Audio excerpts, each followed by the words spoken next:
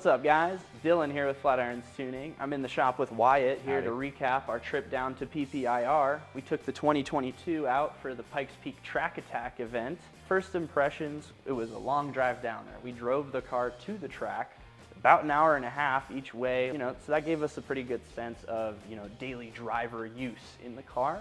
And overall, it's pretty solid. Personally, I think the sound system's decent. It's not too bad for a stock car. The infotainment system leaves a little bit to be desired, but overall it works. Road noise wasn't too bad, and cruising on the highway, the car feels great. It's got torque low down, so anytime you need to get up and get out of your way, you can really just keep it in 6th gear and map the throttle a little bit, and it's gonna pick up. The car's a lot of fun to drive in traffic, especially because there's not very many of them around. A lot of people are looking, so that's cool. We did not like the shifter. I did a 4.5.4 like 3 or 4 times on the highway. So the shifter's not great at guiding you between the gears like an old school linkage style 5-speed or 6-speed. Overall, pretty solid daily driver experience. It's a good car to drive to the track, to get out there, and you got a bunch of space if you need to haul some extra parts or some extra tires, something like that. And it works pretty solid. Getting into what the track was like, it was cone racing with a long straightaway and a chicane at the back of it. Yeah, I found, a little bit of the time on that back straight I was grabbing third, but it almost always felt like I didn't need it. Yeah, I was always grabbing third right as I came out of the turnaround, put it in third, mat it, and just drive. Hopefully it sticks. It understeers because it's a Subaru, but otherwise the suspension and tires was really, really great on this thing. There's no shortage of grip anywhere. Like I said, you can make it understeer, but if you keep the weight transferring correctly and know how to drive the car, it's very, very easy and fun to drive on the track. So on the track positives, as I mentioned earlier, it's got torque from low down. So you're taking off the line and you're hitting max torque by like 2,000, 2,500 RPM. Coming onto a short track like this, that's a huge advantage. It picks up quick. When you slow down to get around a corner, the body roll actually can help you a little bit. And from there, it's just mat the throttle in 2nd gear and away you go. In stock trim, the car is pretty quiet.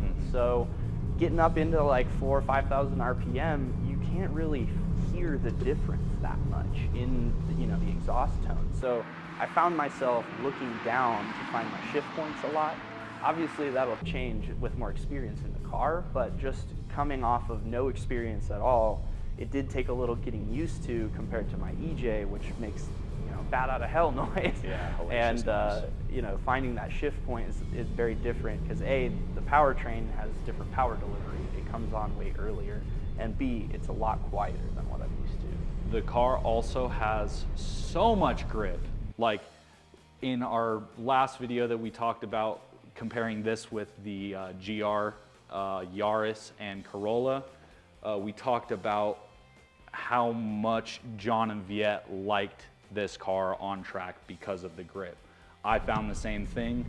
I have a fully scienced out GC that this puts down, or feels like it puts down, just as much grip.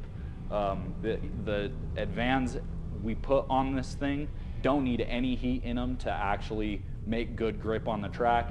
It was what, 45 degrees, 50 degrees maybe for our track day. So cold track, and we didn't have a warm-up section to get any heat into the tires. Still, I had no problems with grip. Because it's a Subaru, you can make it understeer just the way the cars are set up. I think we have some upgrades that we're gonna be doing in future videos to help dial that out a little bit, but the understeer was drivable with your right foot. So if it starts to understeer, lift off just a little bit, transfer that weight forward, and the car darts right where you want it to go. It's a lot of fun, very easy to drive. That's the biggest thing. This car is drivable. On the street, on the track, doing both, it can do all of it really, really well. It's very easy to drive. What do you think? Yeah, I mean, it's a great option. There's definitely a few things left to be desired, like we were talking about. There's some funkiness with the shifter. Like I was also talking about, you know, finding your revs and like rev matching when you're shifting is a little bit weird.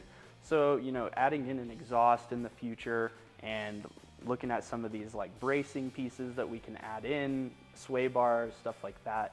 Any of these little pieces, I think, are going to get us to where we want the car to be in the future for sure.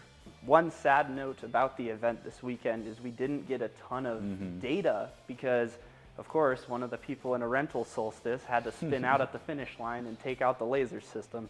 So really, we only got a couple of baseline passes where we were actually timed with the car. Right. Overall, butt dyno experience was amazing. I really loved the car.